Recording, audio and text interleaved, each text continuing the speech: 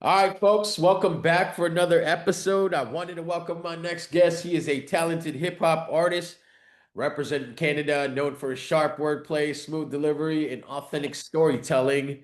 He brings a fresh sound rooted in passion and truth. He is carving his own lane in the rap scene with undeniable energy and originality. I wanted to welcome my man Len-Dor to the show. What is good? How are you? I'm good, bro. Appreciate it. Thanks for being here, man. I'm good. Yeah, good, man. Thanks for making time. And really, man, I always like to start these interviews out just to learn more about somebody's background. And I'm curious, man, where were you born? Where did you grow up? And where do you hang your hat these days? Well, I was born in Trinidad and Tobago in the Caribbean, Yeah. and I live in Canada. I'm living in Canada for the past, what, 10 to 12 years now. So, Oh, yeah, wow. I moved here to play pro sports. Yeah, back in the day. That's what I heard, man. I was gonna wait to ask you about that, but maybe let's bring it up now. So I heard you gave up a professional football career to do some music, man. Can you Yeah. mind sharing a little bit Well, about it? sure. Well, honestly, though, it kind of goes hand in hand. So I've been doing music since I was 18, but I Okay. kind of like put it down for a minute because, sports was doing well for me. And Yeah. I got an opportunity to play professional sports here in the CFL, the Canadian Football League, and I took it. Wow. And I played for like 4 to 5 years, Okay. 4 to 5 years, and then I retired in 2016. Man, You know, it's cool, that man. It's good. that's amazing. Well, how'd you get into football in the first place, man? Like, you played a lot when Um, you were a kid, or what was your exposure to the sport? so originally I played basketball when I was a kid, basketball. And I had an opportunity to get a scholarship to the U.S. and a university in Oklahoma, and Wow. that fell through. Huh. And then there was a coach who coached me in basketball as well back in Trinidad. He kind of like put me onto the game, All right. and he's like, "Dude, why don't you just try out for this and see what happens?" And I tried out. I basically took like 4 to 5 years working, getting to learn the nuances of the game, the basic stuff, prepare my body for it, strength and conditioning, and all the different stuff. Yeah. And the I got an offer from a university here in Canada, but Okay. then the professional team, Toronto Argonauts, who I played for, like Okay. the first team in the CFL I played for, they stepped in and they took me straight from the island to here, and the Wow. rest is history. Yo, not everybody gets a chance to play professional sports, so you are part of that elite group of people that got to play at the highest levels, and so that's pretty awesome, man. But now, I tell me, appreciate it, man, man. who was your basketball team growing up? Like my NBA team, or actually like the team I played for. Yeah, let me start with your NBA team because that's always important, right? Well, I'm I'm an '80s baby, man. So Okay. my favorite basketball player obviously was Michael Jordan, Okay. but my favorite team back then back then I would have to say the Lakers. The Lakers were doing it. Okay. Hey, that's The Kobe and Shaq combination was crazy. both good answers, man. Do you still got skills on the court? I'm a little bit, I'm a little bit, I haven't played in a minute, but I'm a little bit. Yeah. Okay. Well, good. Eventually get to the U.S. But now this is going to be an interesting one for me. Now, is what was your introduction to music? So, what were your Um, parents or your family, friends listening to back then? What was your first recollection of music? to be honest with you, bro, I'm originally a dancehall artist. Yeah, Used to listen to dancehall first.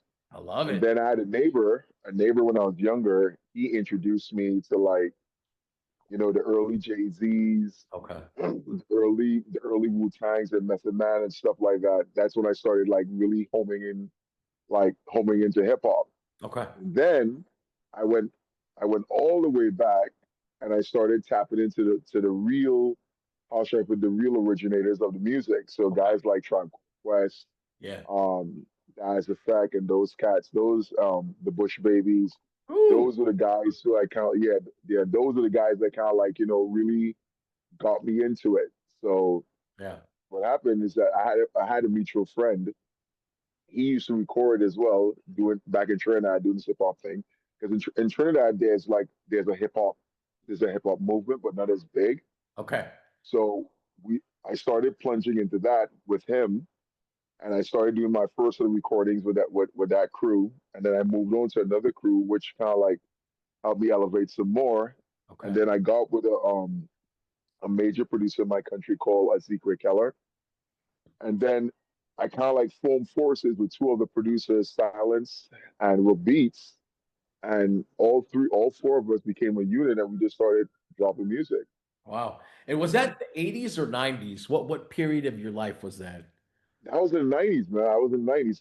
I probably started getting into hip hop when I probably was about what, 17, 18, Okay. 17, 18. I've been a listener before. Like I used to listen to guys like Skee-Lo and all those guys before. My Yeah. favorite hip hop joint was I Wish I Was a Little Bit Taller. Oh, ski low. Yeah. Yeah, Yeah. Skee-Lo, you know. Yeah, and that dude from since then, when we started, my boys, we started recording and stuff like that. So I probably penned my first rhyme at age 17, 16, Yeah. 17. Okay. Well, I ask you because the 80s and 90s was just a good time in terms of like the kind of hip Absolutely. hop that's out. Man, I love me Hmm. some gangster rap and like Yeah. conscious hip hop. And then even Guru and like all those dudes. Yeah. yeah, even like MC Hammer, I love that stuff, man. All when I was growing Yeah. up. So I'm curious as to like what kind of style you gravitated towards when you first started I'm rapping. Tribe Called Quest, man. Like those Yeah. dudes. Okay. I'll be honest with you, I think a lot of people that era when it had Tribe Called Quest, the Fushkins, Yeah. the Bush Babies, Daz Effects, the Lost Boys. Yeah. Who else? Wu Tang. Early Wu Tang was crazy. Yeah. You know what I mean? Cellar Dwellers, Jeru the Damager, like Gangstar and Primo. Like I don't think people really understood Grand Pumbaa and all these dudes. To me, I think that was the best part of hip hop ever. Oh, yeah. Yeah. I've got fun. Yeah, So I'm just stuck in that era. I mean, I like all rap hip hop, man, but I've got a special place in my heart for that time period. Super cool, man. Was it rapping at first, or did you do breakdancing or DJing, or was it just No, straight it was MC? And all bars, man. I realized I had a gift for writing early. okay, I had a gift for writing early, and I basically just homed in on that. The first record I ever wrote was probably like I was with a crew and we did like a feature record, and the very first record I wrote was, to me to this day, was my inception of it though. I can't really remember the whole thing though, but it was like my first inception of it. And when I started realizing that I could write, I started delving more into understanding, arrangements, how to count bars, yeah, metaphors, and all that stuff. You know yeah. what I mean? Yep. When I started linking everything together, yeah. How much time in between when you started rapping and then you felt comfortable with like, okay, hey man, I'm comfortable with my stuff that I'm recording now, and I'm ready to go Mm. perform a little bit. Was that a long time or was that not very long? Nah, it didn't take long because, again, right, what the crew I was with were other seasoned rappers as well, right? I was kind of Okay. like the young buck in the crew. All right. So when you're around those dudes like that and you learn and see how they do things, right? Yeah. That it probably took me like what, within a year I was on stage performing. Okay. Wow. You know what I mean? Yeah, I was. Yeah, so it was a straightforward thing. It was a really straightforward thing for me. But Okay.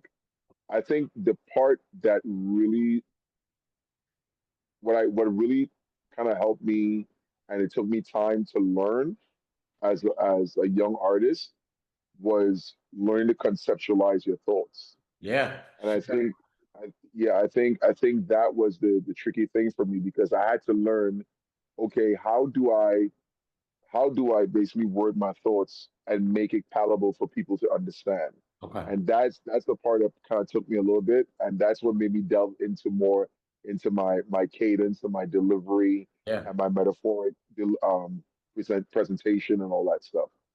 Yeah, that's awesome, man. That certainly helps if you have like an accepting group that takes you under their wing and Yeah. just kind of develops you and Mhm. shows you the ropes. I remember when I first started, it was like me and a bunch of kids that just started rapping. So it was, Yeah. yeah, yeah. So it's like, oh shit. Okay, well, how do we break in, right? So, hey, that's really interesting. Now, tell me, in Trinidad, you Mhm. mentioned that it was just a minority in terms of like the music scene, right? So it was like dance Right. hall and it's island, right? Island music. So Yeah. like Yeah. the beef, did they like, fuck rap or Oh, well, the radio stations gave us a lot of shit because yeah, they didn't see the point in playing local hip hop music because they, in their mind back then, they thought there wasn't a market for it in the Caribbean. right. So a small amount of us would actually get a few radio play, Okay. but that radio play would come if you get a collaboration with some of the artists of a different genre. And to me, when back then when we started doing that, it sort of like took the light away of what we were doing and more focused on what the other genre was, you know? And a lot of artists back then home they tried to do the crossover thing, but it wasn't successful because Right.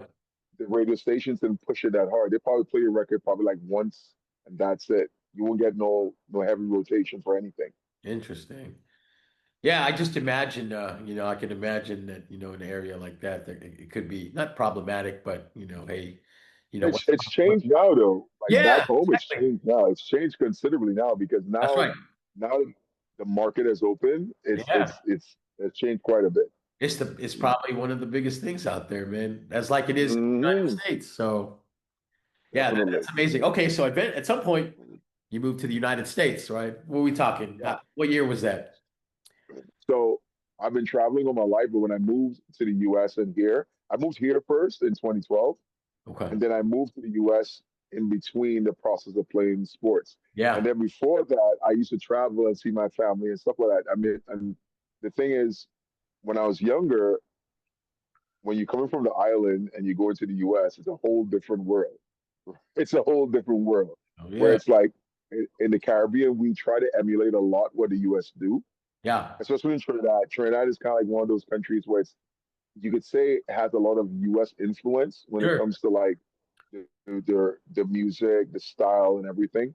So when I moved to the US and I started really like, seeing what hip hop was, going to like the record stores or hooking up with cousins who were into hip hop as well and all that stuff. Yeah. That's when it started really coming together of what exactly the the culture of hip hop was. You Right. know what I mean? A lot of people look at hip hop as just, rapping, but there's so many different elements to it. You have Culture.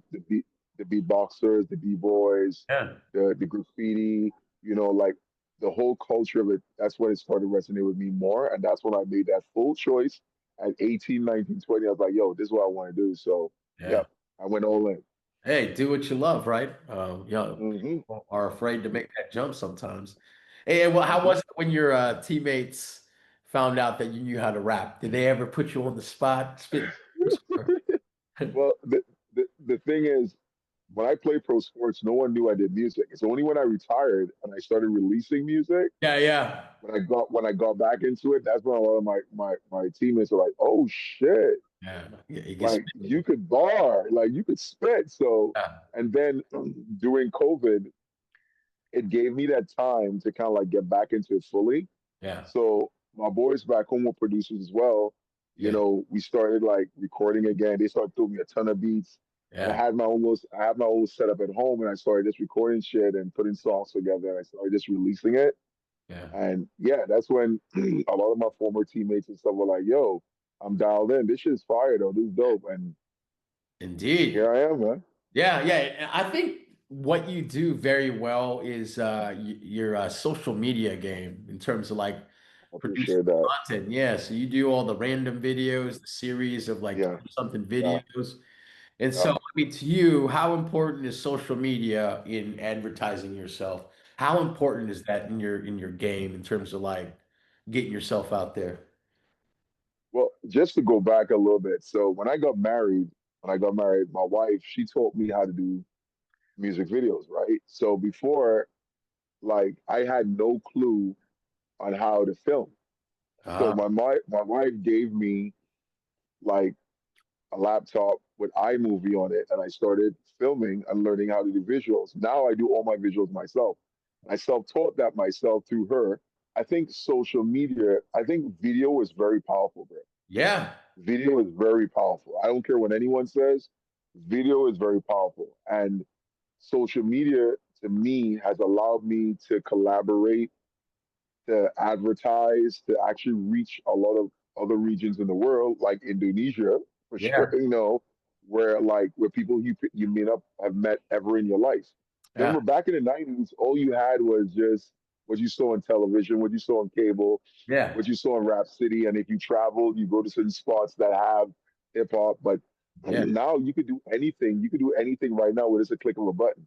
Yeah. So yeah, it's mad important. Yeah, I agree. I mean, video too, like you can never tell like when you hear people rap if they're white, black, red, orange, or whatever. So I think people like to see what the rapper looks like too, right? That's You know, right. Yep. sometimes that like I may be in Indonesia and I'll never get to see you in person if I'm never in the US or whatever the case may be. And like just being able to see you, man, makes it much more enjoyable, the experience, right? For Yeah. real, for real, for real. Yeah, so no, it's good, man. Thank you for sharing just hip hop in Trinidad and Tobago and what it's like in Canada and just your journey through Yeah. the US. It's very interesting to me, Hmm. all these pockets. But now, I mean, Hmm. you move to the US, to Canada, and so now Yeah. think of the hip hop scene there compared to back home. How was it when you started rapping? Oh, it's crazy though, because in Canada, when I started releasing music here, though, like I knew one or two dudes up here, like through what I do for work, who do music. But when I started really delving in and started going to like the hip hop spots and really homing in on some of the top artists on the underground here and stuff like that, one of my good homeboys, SMAS, he kind of like helped ushered me in to like the a lot of the spots that have the real MCs and the real lyricism and all that stuff here. And Yeah. Canada has a huge, huge following on the underground here. They love it here. They love the underground shit. They love the 90s shit too though. Like they Yeah. love boom bap. Hell It's yeah. a huge market for boom bap here. Yeah. Huge. King of the Dot, and then you got Mocha Yeah. Mooney. I mean, just your Yeah. Yep. You Canadian got hip hop guys like scene is dope. Thrust OG. You Yeah. got Thrust OG. You got so many different artists here Yeah. that are doing ill shit. You know what I mean? And the fact that the US, they do a lot of collaborations with the US with US artists now, Yeah. just makes it a lot better. A Oh lot yeah. better. Oh yeah. Yeah, most definitely. Yeah, super cool, man. And so now Mhm. I want to ask you, so how's your style evolved, right? So, you're exposed to a certain way people rap in Trinidad. And then you really see more underground hip hop, right? The conscious type of rap and Right. yeah, more fun music like Bush Babies. That I love that Oh, kind of. that's my dudes, man. Yeah, I always That, try to do that kind of music. But yeah, so tell me, like now, how did your style begin to evolve in your personality? so okay, so as any rapper, you would try to emulate the stars, right? You'll try to Absolutely. emulate the dudes who you really look up to. But I think for me, one of my producers back home in Trinidad, his name is Silence. He's a heavy abstract producer, right? Like, so he really started getting me into guys like Mark Homme, Rock Marciano. Yeah. Um, we started really delving into guys like Estenac, Hidden Character, Aldovino, YL, Starker, and all these dudes. And what I started realizing was that I really fell in love with the unorthodox approach to hip hop, if that makes any sense. Yeah, yeah, Like I started falling in love with drumless beats. I started yeah, falling in love with obscure samples. You know what I mean? And what I started realizing too is that as much as I love the foundation principles of hip hop, you have your drum patterns, your snares, and the real typical sounding hip hop. I yeah, found that abstract fit me more with what I wanted to do because yeah, how I wanted to express myself. I'm a big fan of Lil Brother. That I love neo soul hip hop. I love that type of music. And Ninth Wonder was my producer from day one. Ninth Wonder, Madlib, Jay Dilla, like those dudes really. are the echelon of what I consider what I do. Yeah. So when I started like really understanding, okay, I say things a different way, and I started understanding my cadence more and what I could do, what I can't do, I was able to develop my own style. And it's funny now, since I've been releasing music now and getting a little more notoriety now with certain like linking up with certain producers like DJ Quan, my boy, who I'm Yeah. working with now, Pro Logic and all those guys. I just did a record with Bad Seed. Like I think what it is now is that the one thing I thought was a hinge was being my handicap ended up being my strength. Yeah. And the fact that my accent is between Trinidad and Canadian type of thing, I was able to Nice. home that in. It's freaking cool, man. Yeah, yeah, I was able to home that in and turn that into something. Yeah. So now when I look at my music now and see the response I get for it from it, it's kind of like rejuvenating because I felt as if like there's a certain period of the hip hop game between I would say 2010, Yeah. I would say 2006, 2012. I felt as if like being original was not the thing anymore. Yeah. You know, there was a point everyone was trying to sound the same, everyone was trying to do the same. So now I'm able to break that mold now with my own version of how I do things and how I say things, you Yeah. know. And I think hip hop needs to go back to that sort of thing because that's when music was. I think that's when classics were dope. Were dope. Like everyone, like an artist I really look up to is like Homeboy Sandman. Like Yeah. Homeboy Sandman.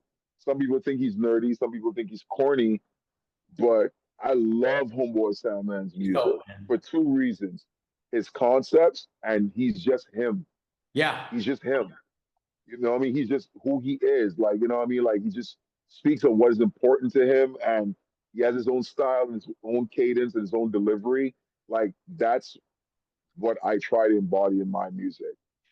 Dude, that's a great point, man. So you're doing like some counseling on me right now, right? So I wasn't going to ask you about your accent because I was like, "Ah, I don't want to bring that up, but I thought it was, Yeah, man. So I'm glad that you meant the dare to be original, right? Hey, be your own person. Because yeah, right, when we first start, we're like trying to copy, right? I'm like, hey, I want to copy and sound like Twista. I thought that fast yeah, rap, right? yeah, yeah, I yeah. was doing that kind of stuff. And then I was like, man, well, I'm an Asian dude and I fucking sound Asian when I rap.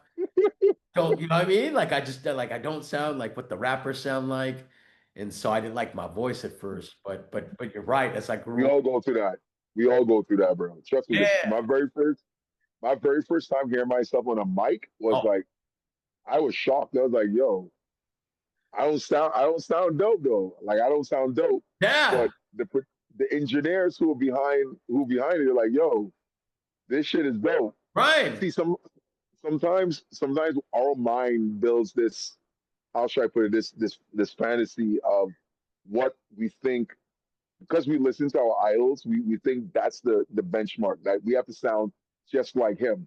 Like Right. for me, there was a point in time Jay-Z was like the benchmark for me. Just listen to how he speaks or whatever it is. Yeah. But I think as I grew and I delved more into abstract hip hop, it made me embrace, it made me embrace those things of what I have and made me turn them into a strength. So You're sometimes absolutely I'll throw like Trinidadian accent and Trinidad lingo into my music. You know what I mean? Because it shows that I still have that part of my heritage there. At the same time, I can blend it with what I'm doing now to put together a cohesive project. Like there's a track I did called Rain on the Requiem with DJ Quan, yeah. where I'm talking about depression, but I started my intro with my Trinidadian accent. Although my mom told me recently I'm starting to lose it, but I like I think that's very important though. Like Yeah. those little pieces is what creates your style and your signature as an artist. You know Absolutely. what I mean? That's what makes it. That's what make people say, "Oh, like you can listen to a whole cipher, and then that one dude that sticks out, you be like, yo, that dude dope though." Like, For you know what I mean? sure. That's the thing I live for when it comes to my music. Like, I want to stand away from the rest. I don't want to be seen as like, yeah, that was a dope record and that's it. Nah, they're like, yo, that dude with that voice though, he fired though. Like, Yeah. that's what I live for. No, you're right, man. Like before we looked for validation through, Yes. feeling like somebody. But yeah, I think just like maturity in general, as I grew Mhm. older and appreciated my style and like I'm me, man. I don't want to be like anybody else, man. So I got No, over I don't. but you're right, man. Everybody goes through that. So great point. Well, hey, this is my one of my favorite questions to ask everybody I interview. How'd you come up with your name, Lendor? Oh, it's my whole. So my Len-Dor is my government, really. My name is Akil Len-Dor. Um, Oh, damn. so the Cool. the crazy thing is that I had tons of hip hop names before. Man, I had, what do you call me? Kingpin, Nick Dimes. I had so many different names before, bro. And then it sort of hit me like, part of being original. I sat down one day, and I think it was my boy S though, because his name is Esime Ilango, and he just took the E and the S from his first name and called himself S. Nice. And it kind of hit me one day, and I was like, yeah, dude, like if you're trying to be original, bro, because you hear certain rappers with all types of superficial names, like these superficial Yeah. hero super K names. And I was like, bro, like, I don't want that, bro. Like, I don't want to be going by some type of costume name, some kind of Marvel comic name. I don't want to be like that. So I Yeah. took my last name and I divided it in the middle. I put a dash, it's the Len-Dor, Yeah. and that's it. And I guess it's stuck. People love I, it. So yeah, yeah, I love it because you can't challenge your real no, name. It's like, dude, it's no, you mine. can't.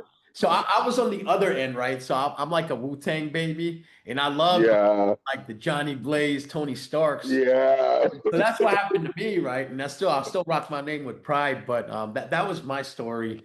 But as I got older too, I was like, oh, that would have been cool just to go by my real name, Romello, right? But that was my thing. So, but I love it when folks can use their real names, right? Because Yeah, that's man. my shit, right? How do you challenge it, right?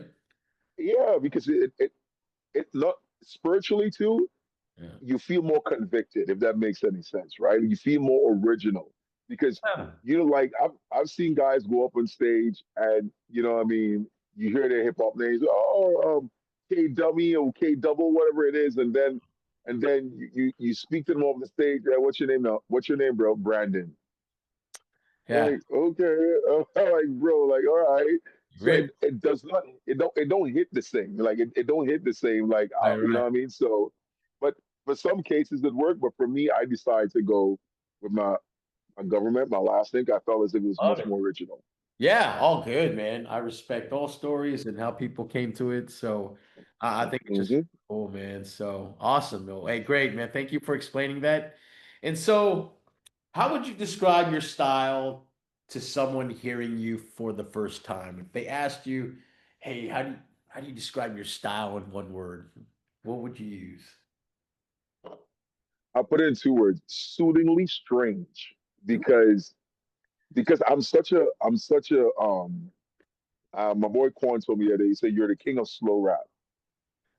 But he told me that they said, but the thing is with your slow rap, it's very different because of the fact that how you say things, how you pronounce words. The thing I would for my style, it's I think it's homemade. It's Okay. homemade. Like I didn't really mimic anyone. I didn't really sound like anyone out there. I've heard many people try to put me in association with other different great vocalists and stuff out there, but Yeah. I would call my style a little bit. It's soothingly strange because I try to push the box a little. You know what I mean? I try to do things a little bit away from the norm. You Yeah. know, like when I try to express myself in certain topics, like I try to straddle that line of creativity and madness, if that makes any sense. And Absolutely. so far, it has worked. It has worked. And I'm a big fan too of like authentic speaking, like talking about your feelings. So a lot of things I do, I try to insinuate with my expressions and my cadence, how Yeah. I say things, how I deliver certain words. So if yeah, I would call it soothingly strange. Soothingly strange. I like it, man. A little bit of Yeah. this, a little bit of that to give you Yeah, you know what I mean? Like I think that's you remember, Pheromones, right? Like you remember when absolutely. Pheromones first came out, like when you listen to Framon's voice and his style and how he delivered things and how he said things on records, like it would kind of like Oh, jar you for a bit. You know what I mean? It made you like, oh shit, like you're hearing this short dude with his small voice, but when he says certain things and deliver it, it's like, oh damn. You know what I mean? Like, yeah, it yeah, just exactly. You know memories. what I'm saying? Like, that's what Yeah, I'm saying. Another artist I think people don't really pay attention to, who I think like if you listen to how he delivers himself, listen to a guy like Mark Homme. If you listen to Mark Homme's records, bro, yeah, like Mark Homme plays with his cadence, bro. He yeah, plays with it yeah. up and down. And I think a lot of artists don't do that. I think a lot of MCs don't do that. They rap with this one tone and they keep going, but they don't play with their cadence and their deliveries and the accentuations of like someone once told me your voice is like an instrument, Yeah. and if you know how to manipulate certain things in your voice and your delivery, you could create a whole different um listening experience for certain people. And I think I've done that. I have a heavy voice, but I Mm. think soothingly strange is what I will consider my style. That's what I do. Hey, that's what's up, man. And so your buddy DJ Kawan speaks very highly of you, man. Says that you are a That's my savant, guy, man. and yeah, man, just your way that you've been able to elevate yourself from like day one, and how you Hmm. continue to do music. He's just consistently impressed on the way that you handle yourself and the way that you just continue to get better and better. And so I Yeah. interviewed, Kawan, a couple of weeks ago. Amazing guy Yeah. as well. How'd you guys meet? So Quan and I, we met on his show. He interviewed me on his show, All right.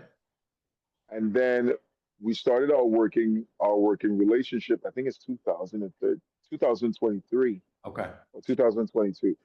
So the very first record we worked on was called Hip Hop Madness. He was getting back into producing, and he dropped a beat on Facebook, and I was like, "Yo, bro, could I have that?"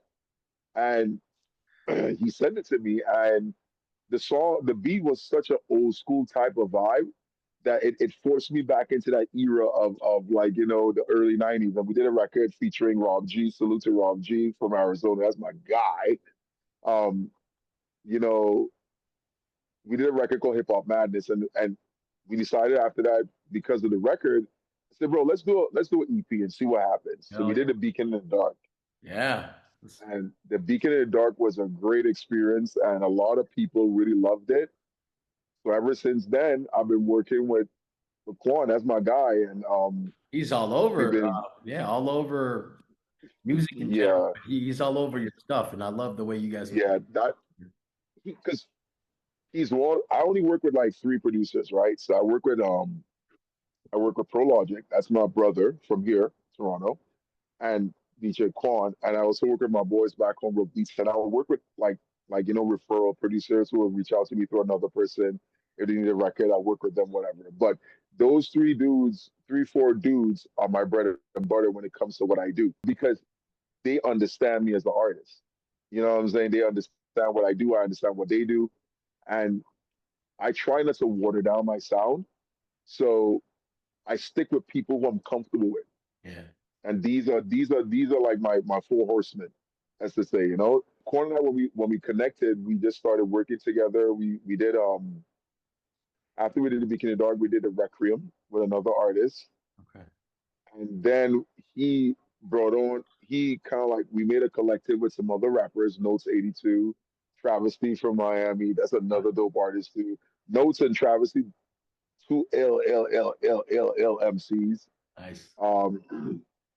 Condu was another producer I worked with too. He's a very talented guy too.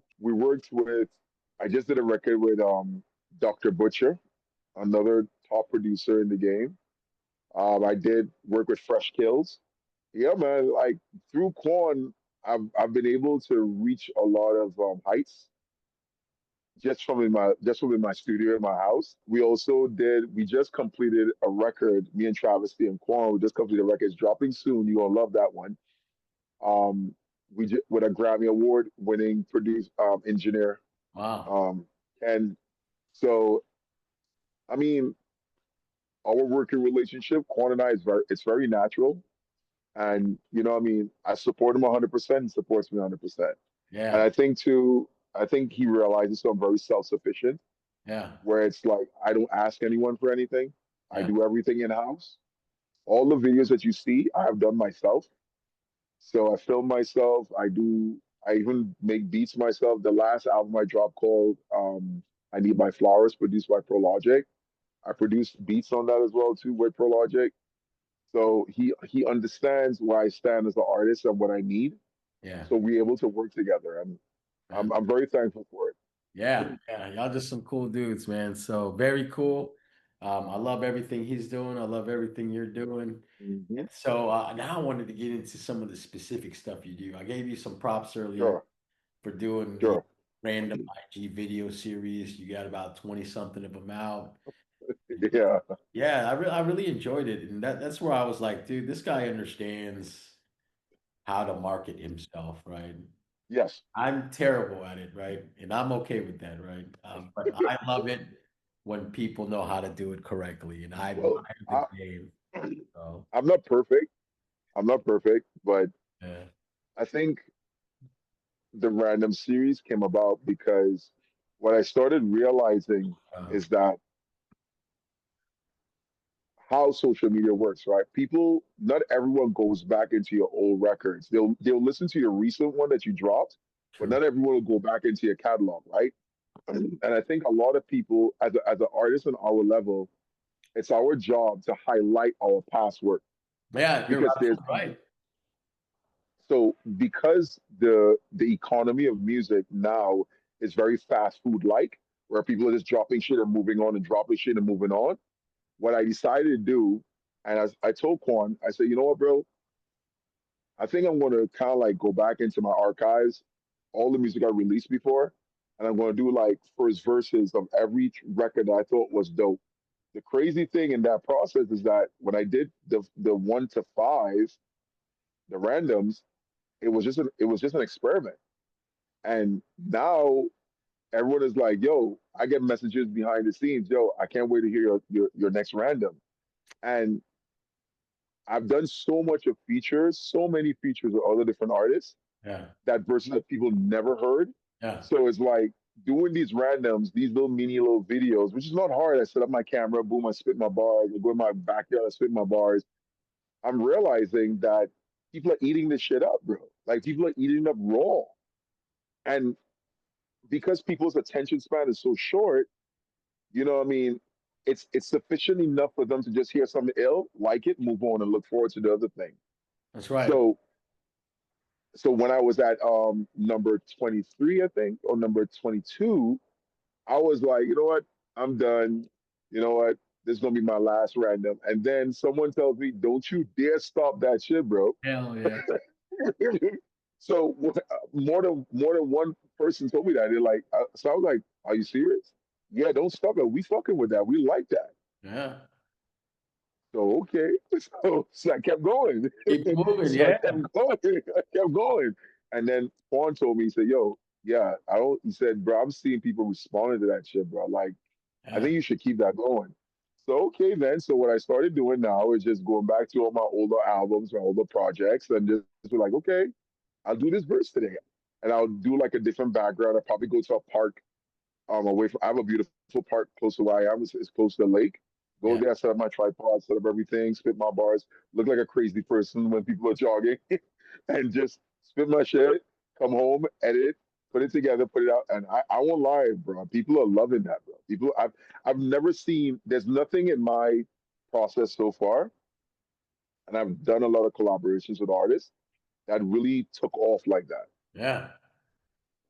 You know what I mean? Like really, where people are actually like when I look at my Instagram, there are people adding me and like I meet so much artists who like, they tap in and like, yo, I even asked them, I said, bro, how did you find me? And they're like, yo, your randoms came up and I'm fucking with it.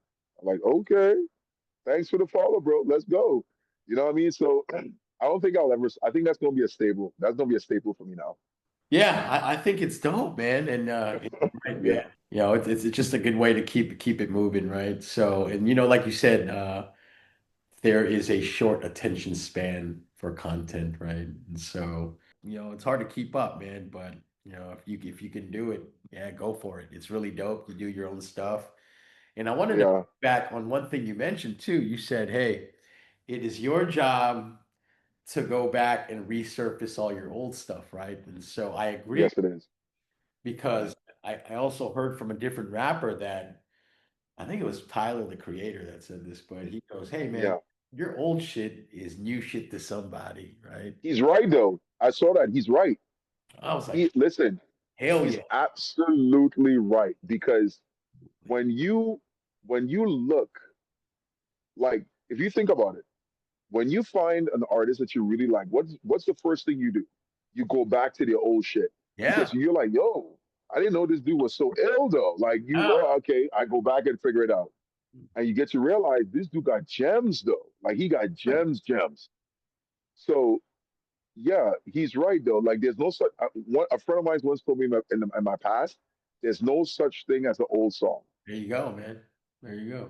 And when he said that to me, it resonated with me because it's like when I started doing the randoms, I went all the way back to my first set of records. I dropped a free EP on YouTube called The Rebirth, and with my boys Rook and Silence, and some of those verses I used, and a lot of people are like, "Yo, this is fire though," and I'm like, "Yo, but this shit is old though," and people just kept resonating with it. They kept Yeah. loving it. They kept rolling with it, and it just for me it just shows that we as artists we have to like be very very smart. Like we have to be very smart in how we deal with our content because we may think it's old in the aspect of when we recorded it, the idea, whatever, but our music is not really circulating that far out, especially with this bullshit with Spotify. Like I'm a advocate against streaming. I hate streaming with a passion. I Okay. hate it because I think what streaming has done, it has cheapened music, it has trivialized it, and I think the way they distribute it is garbage, right? And then everything is fixed on that app. Every single thing is fixed on that app. So Sure. you have to pay to try to get your if you're Mr. Irrelevant, you have to pay a ton of money to try to get close to the middle of the pack where Right. your music can be so-called heard, which is I think is absolute nonsense. And you as an us as an independent artist, we have to realize that there are two ways we only have to go about it.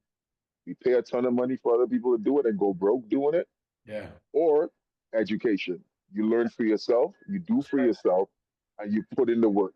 And that's what I do. I like, as I told you, I taught myself visuals. I taught myself um, marketing schemes. My wife used to get pissed at me because I'll be on YouTube all day looking up tutorials and videos and stuff like that, which can help boost my brand. And I think that's that's the key as an independent artist. Like you have to like realize that your product, you have to continually put it in people's faces.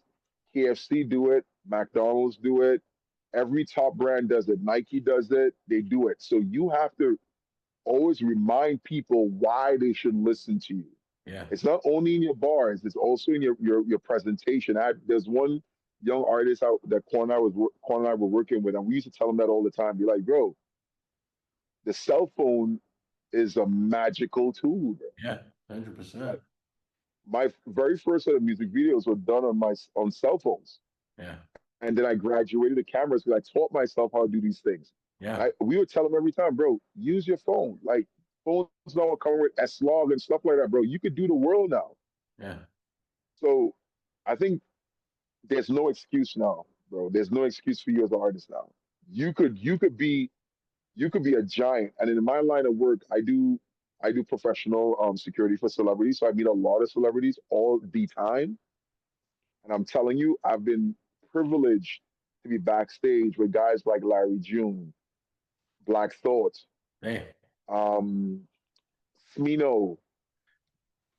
Yeah, Monday we had Chance the Rapper.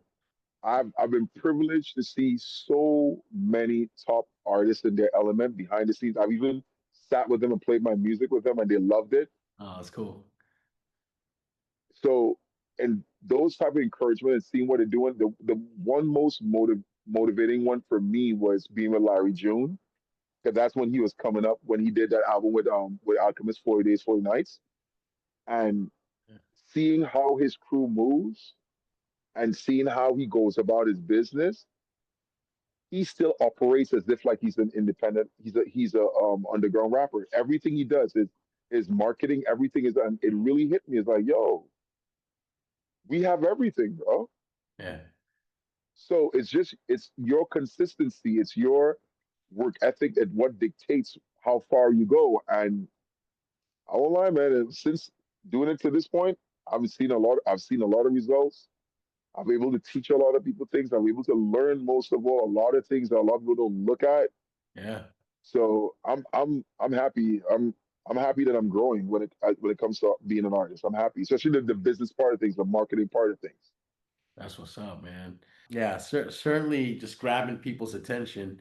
And I wanted to just take a minute to appreciate you for the bars that you write. So, I appreciate it, man. listen, I'm a rapper, so I like to hear what people have to say. Yeah, yeah.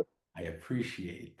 And so, yeah, Random 24, just I love the way that you write. For the thrill, I have you pushing daffodils. I drop words on you like anvils. I trump everything. The Apprentice, right? Yeah. There you go.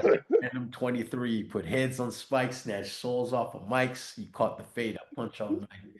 And man, I just appreciate, yeah, good rapping. And then you flex some Wu-Tang, right? And you flex some knowledge. The Hebrew that is Yeah. replaced by old knowledge, ageless wonder Yeah. place in the cold Wonder place store. in cold storage. Yeah. The soul's been replenished, bending time like the dude in the tenant. I was like, damn. I was like, man, dude. Yeah. I'm a big movie buff too though. So a lot of my metaphors come from sports, movies, and I'm also a big fan of like philosophy and poetry. I know. So yeah, so for me, a lot of my references are very, sports like, you know what I mean? So like I did a record with my boy with Quandia, there was some other artists, and Yeah. I said something like I keep the hawk with me. I'm ice tray. You know what I mean? Like a lot of those things, a Yeah. lot of my metaphoric deliveries are predicated around a lot of sports. You know what I mean? Like so for me, I think that comes from my life. You know what I mean? I've been a sports fan first. I've been an athlete my life. You know what I mean? So that's how I relate to a lot of things and kind of like relate to the world in certain ways. I'm a big fan of Black Thought. Yeah. And if you listen to Black Thought, how he relays metaphoric things, like it's kind of ingenious though, like how he says shit. And it's like when you really peel back the layers and you realize, yo, this dude just basically broke down black apartheid and made it into a metaphor. Right? Like that, those shits blow your capacitors, bro. Because it's only when you really relax and you listen to it, you start. Because when you hear a song first, you're listening for production, beats, bang. You're Yeah. listening to rhythm, vibe, motivation. But when you start to really peel back wording, Yep. metaphoric delivery, cadence, you start to realize, yo, this dude just hit us in the head with something that only a person of a certain type of frequency could pick up on it. You You say, know what I mean? And that's yeah. yeah, like they're music listeners and they're music. How should I put it? They're music historians. That's basically how I'm gonna put it. Like there are people who listen to music to get a like my wife. She listens to music to get a vibe. She listens to music to get a vibe. She want to feel good. Yeah. But then people like you and I will listen to music because we want to hear what you're saying, and then we want to know, okay, how does that tie into your concept? And Yeah. oh, how you said that shit was fire. That's what I'm saying. So for me, I try to write like that. I try to give people little Easter eggs and things, Yeah. but I try not to overcomplicate it. No, not at all. But I try to make it at the same time where it's like it's fire when you hear it. It's like, oh shit, Yeah. that's dope. You know what I mean? So Yeah. that's what I think, man. Well, let me tell you about an oh shit moment. So now that you mentioned that, you happy, right? and you say, Yeah. I saw all from the closest to the furthest, Judas smoke that came with a Judas smiles. serious Yeah. share a bed with them, a table two, family blood, Cain and Abel. I was like, damn, I don't want to be the motherfucker he's talking about there, man. And so, No, so right. So that record is called Breathe. yeah, It's called Breathe. That's actually a traumatic time I went through in my life, okay. and where I kind of went through Oh, some form of betrayal. yeah, Yeah, that exactly. well, yeah. So what I'm writing in that song is basically telling I'm actually speaking from my perspective from a hospital bed. Yeah, And when I wrote that, shared a bed with them, table two, family blood, Cain and Abel. yeah, Strangers gave me more than my ex did. While on the gurney, she's looking for the exit. yeah, That's small news. Your soul's bruised. Many say move on, but how could you?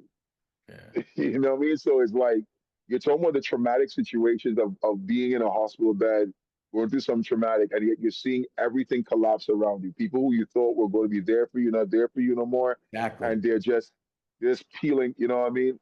So now I turn around and I show you my triumph in that video. I said, "Now I push this pen like a hustler, Uh-huh. and I serve pain like grams on the corner. I Yeah, found my worth in these chicken scratches. I'm full blown, so I stay active. So I'm letting you know that I found my redemption in writing. yeah, You know what I mean?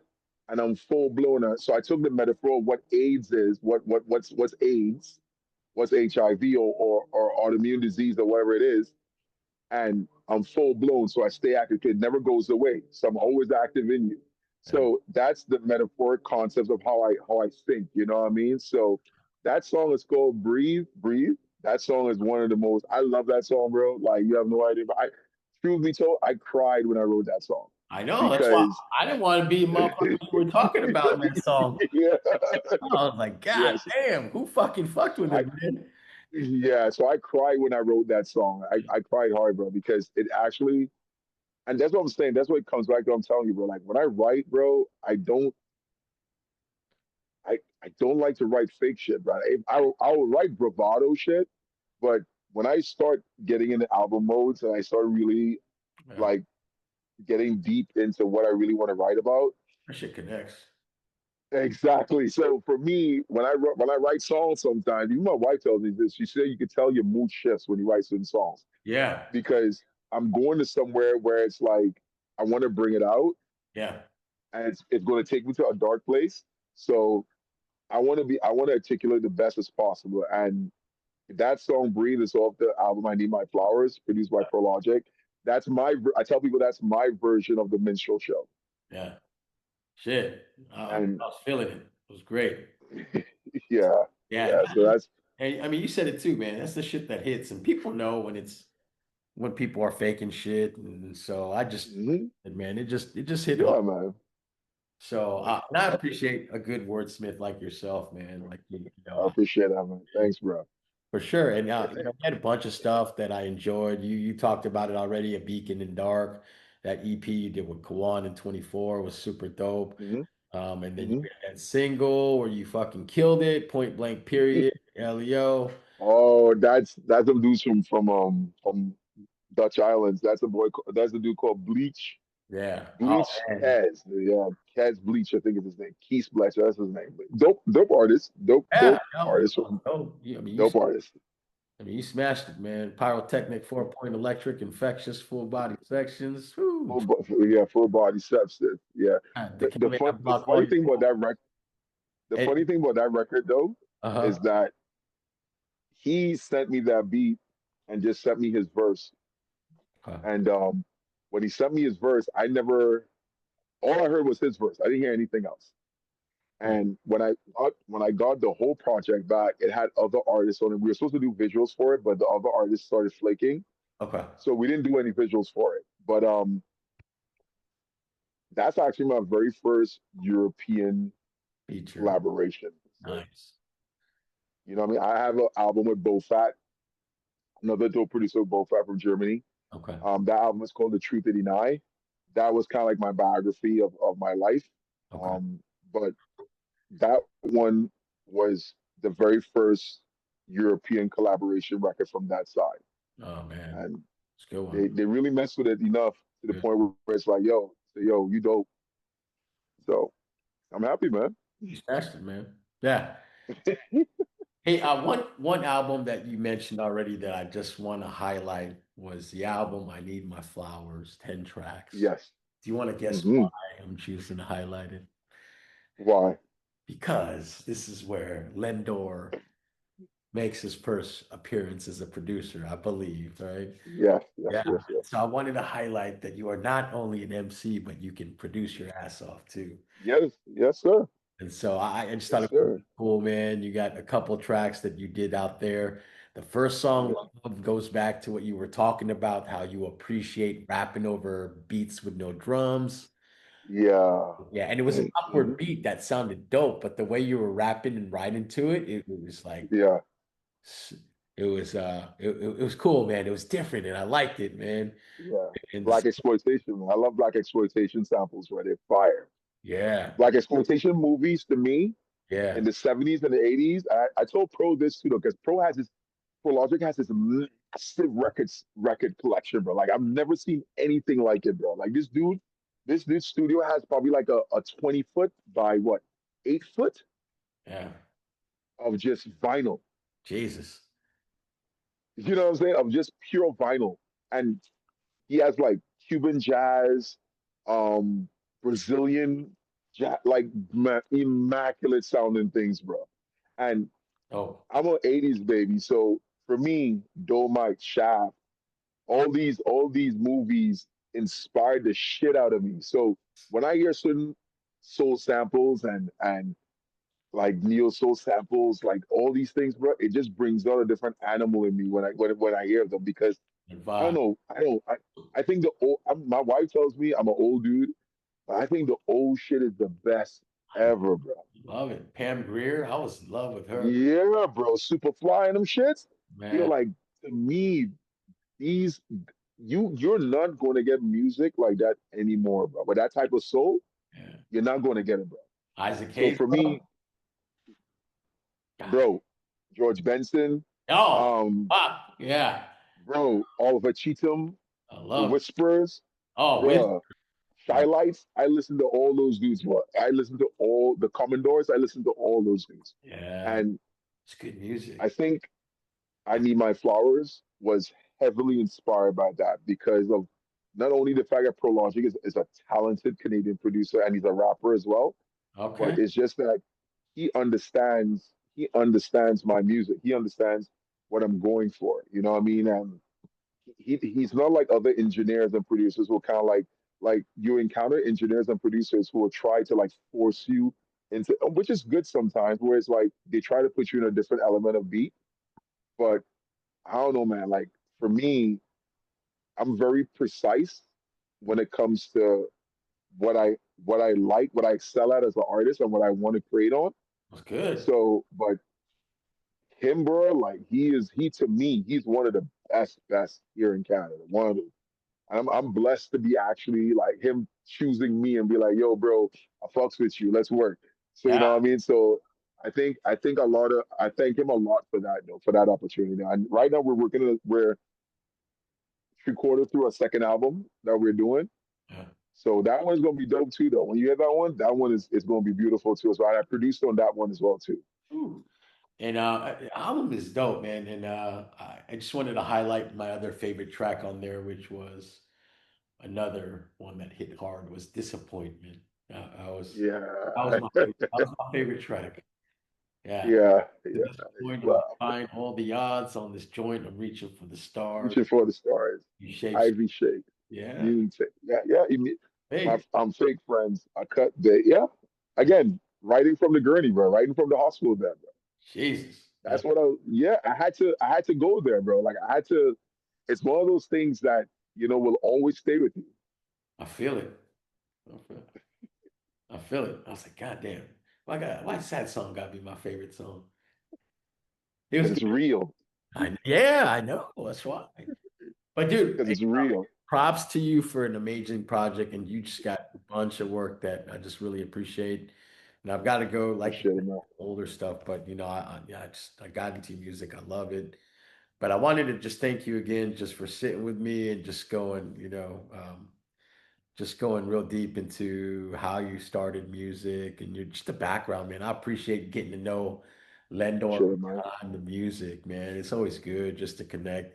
And we're all the same. Doesn't matter if you're from Canada, Trinidad, Japan, and I mean we're all connected, man, through this kind of music. And so it was an honor to speak with you. I appreciate you. Same here, man. Yeah, I wish you continued success. And with that, I Will love to do. close Thank my you. interviews out with just some fun questions, man. Sure. Fun ones to close it off, right? I gotta get out of the sun. The sun is whipping my ass in my face. This one, one Oh second, get out man. the sun. All You right. just, it's sun. Okay. All right. My first question for you. What is the first non-rap album you bought? Mm, first non-rap album I ever bought. I don't think. Oh shit. I think it was a dancehall record. I think Okay. it was a guy called Junior Kelly. All right. Junior Kelly. He did a song called "If Love's So Nice, Tell Me Why It Hurts So Bad." Oh, Like that was the first dancehall record I ever bought. I love That's away from hip hop. Yeah, it. Okay. All right. Good answer. All right. yeah. If you could only bring one record to a desert island, what album would it be? Souls of Mischief, Woo! 93 till 93 till infinity. infinity. Yes. Good. I love it. 93 till infinity. That's my all time record. Oakland, California, baby. I love it. Yes, Good. sir. No, hey, a good answer. Good answer, man. All right. What is your favorite hip hop album cover of all time? Wow. Bro, you got me with this one, bro. Oh shit. I would um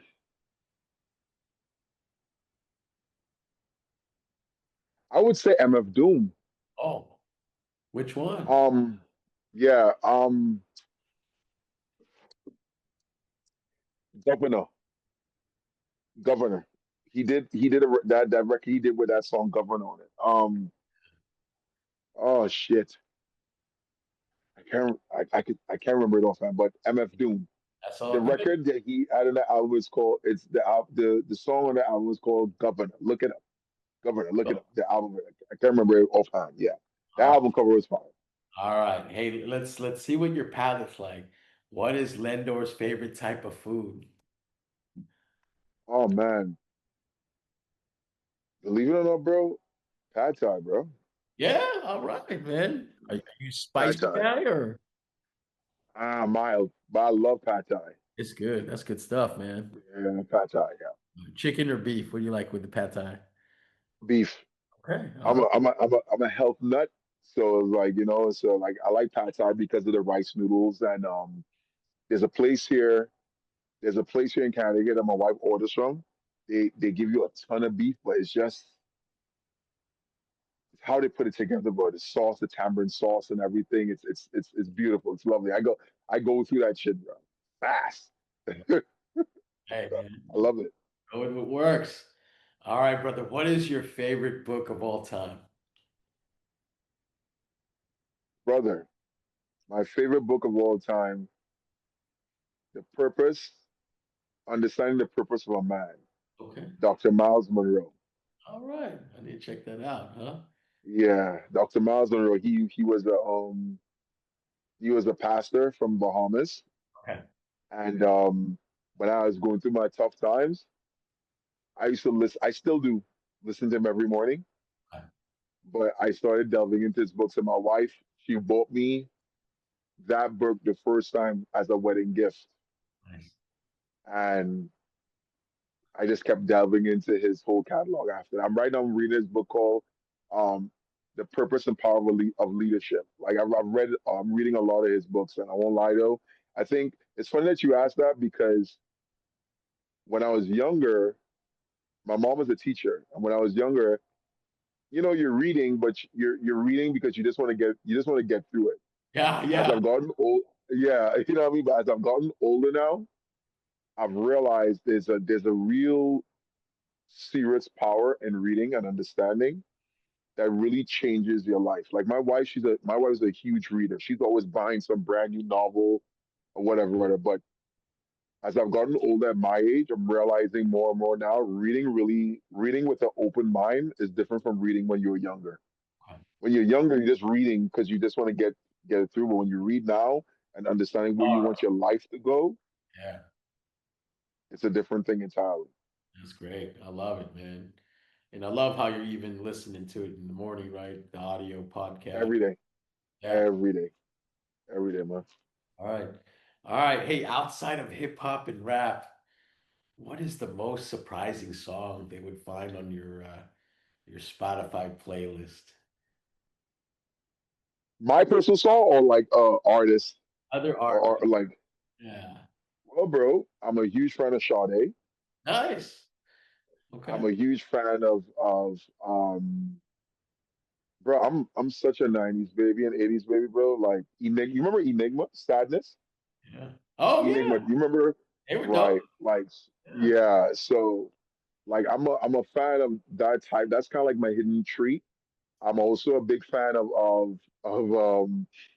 old school love songs. Like when I was going to work recently, I was listening to songs like Baby Come Back. You Yeah. can blame it all on me. Like those type of that's the type I don't really listen to hip hop all the time. I listen to a lot of different genres, but older music genres. Yeah. Because I think that's where the soul was, that's where the funk was, that's where the conviction was. You know what I mean? When a dude wrote a love song back in the day, You he feel that. wasn't just so much trying. Yeah, exactly. He wasn't trying to get into women's parts all the time. He was trying to express himself and be articulate of how I feel about you, sweetheart. You know what I mean? So those older stuff is my thing. Sade, Yeah. um, Climax. all those different old school stuff. Yeah. Yeah. No, that's good. Taboo. Taboo is bro. I feel that. Sade is bro. Yeah. She's the one artist if I ever get a chance to do a record with, I'll be happy, bro. Sade, Yeah. yeah. She doesn't age either. Beautiful woman, bro. Yeah. Beautiful woman, bro. Yeah. Yep. Wow. Okay. Hey, great answer. My final question for you. If you could have a meal with anyone, dead or alive, who would it be?